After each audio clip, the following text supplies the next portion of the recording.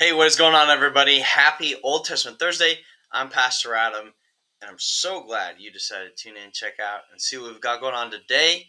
Now, I hope you're having a fantastic week. Hope you're looking forward to the weekend, and hopefully, if you live in our neck of the woods over here in Nebraska, you aren't melting like a popsicle, because it's been like 120 degrees, so it's been crazy out here. And so, I want to ask y'all a question today. I think I usually do. Try to challenge the way that you think. Think of a time where God had provided for you. You didn't think there was a way. You didn't think you're going to get out of it, but God made a way. We talk a lot of the time about how the pieces just fall together. How often do we sit there and the pieces just fall into place? Maybe sometimes, other times not. And the question is, what do you do? What do you do when God makes a way? Do you walk through it? Do you go ahead with it? Do you wait and hope that it all falls into place while you're sitting on the sidelines? Check this out in 2 Kings chapter 4, verse 1. The wife of a man from the company of the prophets cried out to Elisha, "Your servant, my husband, is dead, and you know that he revered the Lord, but now his creditor is coming to take my two boys as his slaves." Elisha replied to her, "How can I help you? Tell me, what do you have in your house?" "Your servant has nothing there at all," she said, "except a small jar of olive oil." Elisha said, "Go around and ask all your neighbors for empty jars. Don't ask for just a few. It's an important note. Then go inside and shut the door behind you and your sons. Pour oil into all the jars, and as each is filled, put it to one side." She left him and shut the door behind her and her sons. They brought the jars to her, and she kept pouring. When all the jars were full, she said to her son, "Bring me another one." But he replied, "There is no jars left." The oil then had stopped flowing.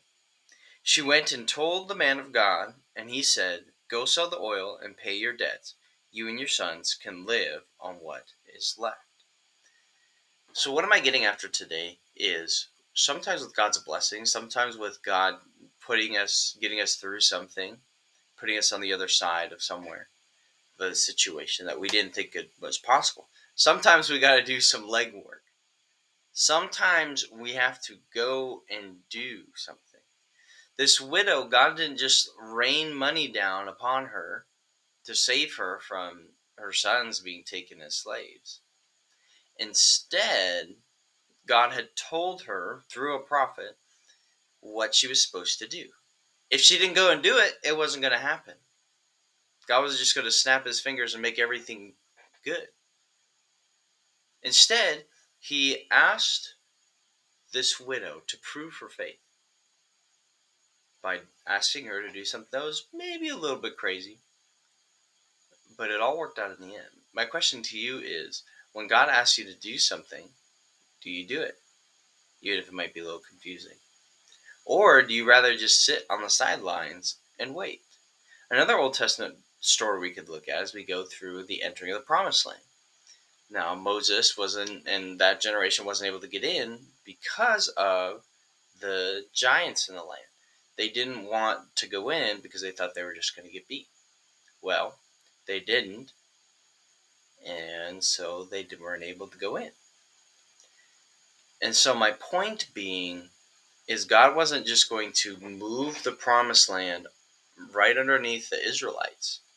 The Israelites had to go out and do what God had asked them to do. And so, again, my question to you is, what are you doing? If God is trying to save you from a situation, he's trying to help you through a situation, you've got to put in some of the legwork. Pastor Adam, this has been Old Testament Thursday, and I'll see you next time.